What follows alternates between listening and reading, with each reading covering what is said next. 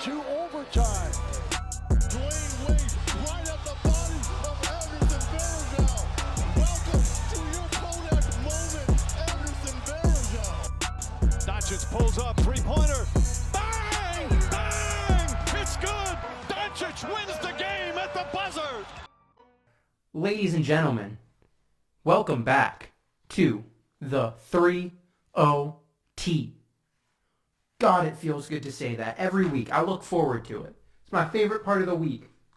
You know, being able to talk about sports. Oh, this is the funky mic, or not the funky mic, the funky headphones. Does that help it? No, these headphones are awful. I guess I only have to use one ear. Ladies and gentlemen, we are back. We had so many audio issues already trying to figure out this show. You know, someone disconnected the codec, so I've been here for the past 5 minutes trying to fix that, but we are good to go.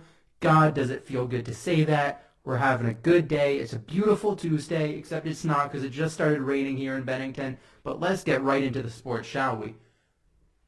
But if you want to call in with questions, which I do recommend, because look, at the end of the day, listening is fun, but it's always better to interact, right? If you want to call in, it is 802-440-4668.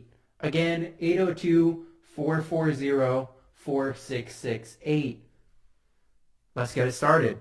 Of course, as we always do, we start with the NBA for the first half hour, and then head into the NFL. The NBA, you know, we're on the back end of free agency, where there's not a lot happening. Of course, we have training camp starting next week, and then the season kicks off on December 22nd, which is going to be exciting and all that. But we are at a bit of a lull with the NBA.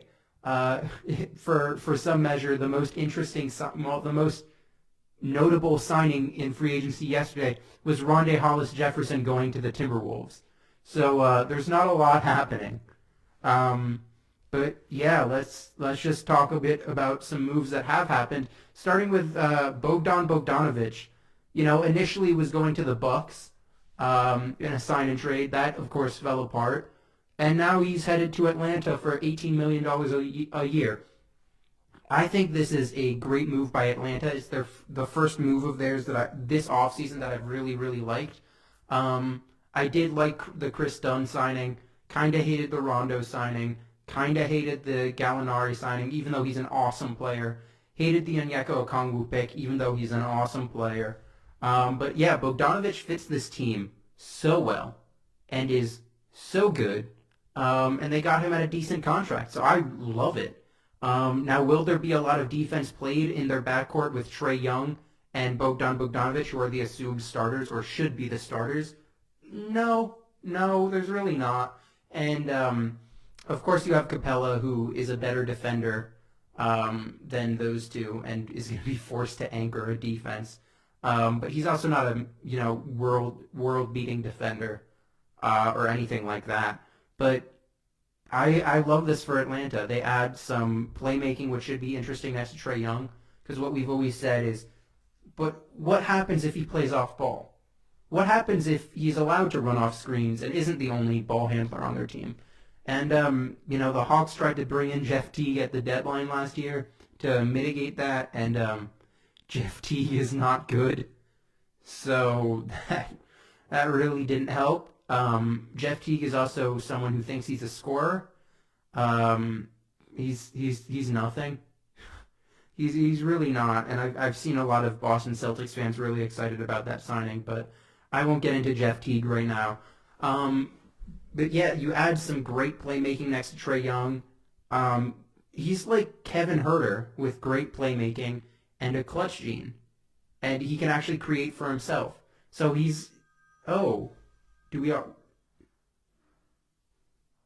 what? All right, someone outside just got a phone call. That was a thing. Yeah, Bogdanovic is, if he were a better defender, he would be the ideal counterpart to Trae Young. I love Bogdanovic as a player. I think he's absolutely incredible. I have no clue why the Kings let him go this easily, but they did. And I want to talk about Atlanta a little bit more. I talked about them a lot last week, mostly because I wanted to talk about John Collins, Capella, Okongwu, and Gallinari, and how, three of them need to get big minutes at least, and they all play the same positions. But let's talk about Atlanta, because I do not think they will make the playoffs. I think they're a very good team, and I think the East is very weak, so that certainly helps them. But it's still not great. I have not bought a lot of stock in Trae Young.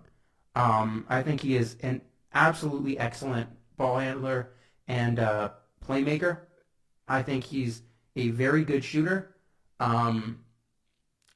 The defense is awful, so bad, and the team really hasn't been built around his strengths. Now, John Collins is a great fit next to him, but he doesn't play defense. And I'm an offense-first kind of guy. I think at the end of the day, you do need late-game stops, but if it comes down to who gets the last possession, then so be it. And you don't want to miss on the last possession. You want to make the shot and put more pressure on whoever you're going against. I understand that, the whole thing of defense wins championships, but it's also just much more interesting to watch offense. I think defense is hugely important. I was a huge fan of Isaac Okoro in this draft because I thought defense was so important. But I think defense is important from 4 or 5 players on your roster, and defense is also a lot of effort and a lot of scheme. I think nearly anyone can be a good defender. I don't think anyone can be a great defender by any means, but anyone can be serviceable. Because at that point, you just got to try. You got to dive past screens. You can't get caught on them, full stop. And you got to at least make an effort at poking the ball out. And Trae Young hasn't done that. And the reason he hasn't done that is because his load on offense is insane. Like, it's too much. The mark for me of a real star is someone that can take on a huge workload and still produce above average numbers. Like someone like Zach LaVine is taking on a large workload and producing average numbers, average efficiency, all of that. And it's impressive, sure. But it's not like Zach LaVine is a future all-star because of that. And Trae Young is taking on a huge workload and accomplishing things with great efficiency. I believe that might have been echoing a little bit before, but hopefully it's not now. Trae Young is a great player. I mean, you're not an all-star starter in your second year without being a great player. I just question if he's a very winning player. He is physically overmatched by nearly anyone in the league. He is a defensive liability, doesn't say enough. Of all players that played over like 5 minutes a game last year, he was like the 3rd worst defender. I think he may have been like the 2nd worst or like the 5th worst defender in the league or something, but he was really bad. And I mean, what do you want me to say there? You want me to say, oh, but he does stuff that looks cool. Of course he does. If he didn't, we wouldn't be talking about him this much. But I think ideally he's a number 2 on a great team. Ideally he's your lead ball handler, and can set up someone else, but at the end of the day, that someone else is the most important player. Think of, what's a good example of this? I mean, I hate to go this far back, but Kevin Johnson was great for the Phoenix Suns in the mid-90s. So maybe Trae can be something like that, something in the John Starks role. But, of course, we are in a very different league now than we were in the 80s. So, shot-creating, ball-handling guards are hugely important. Of course, they're not as important as shot-creating, ball-handling wings, but potato.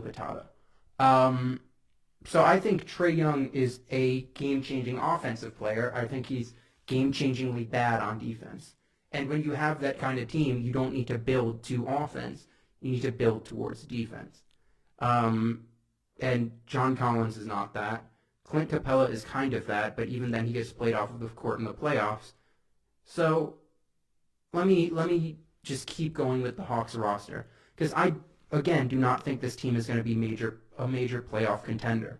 And it's hard for me to say that, but in a 72-game season, you need duplicatable success, and you need consistency. And the Hawks last year were one of the most inconsistent teams. And on that roster, you have Danilo Gallinari, who's consistent, but is going to be a sixth man. You have Clint Capella, who is consistent, but is average. And then you have, Trae Young, who's consistently very good. But John Collins does not leave a huge mark on play, especially not next to Clint Capella when you're, minimizing his biggest strength, which is his athleticism and finishing around the rim, even though he is a very good three-point shooter from deep. And then who else do you have? I love Bogdanovic. He's consistent, sure, but he also adds more of the things that Gallinari does and that Trae Young does, which is scoring instincts, ball handling, and creation for themselves and others, which is, of course, a very valuable skill set, but they're repetitive. They're extensively repetitive, which, of course, you want play styles that support each other, not overlap each other. So I like Bogdanovic and Trae a lot. I don't like Bogdanovic and Trae and Gallinari. And Gallinari being expected to guard threes, I think, is a nightmare. No one's going to be able to guard any of the ones or twos that they go against. And it's just going to be a train wreck defensively. And, of course, I say this as a Timberwolves fan who is, a fan of the most train wreck defensive style in the league.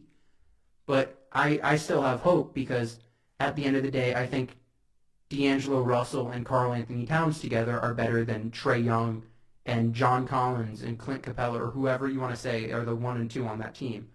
And I think the Hawks are going to have a better record by far, but that's mostly because the Hawks are in the East.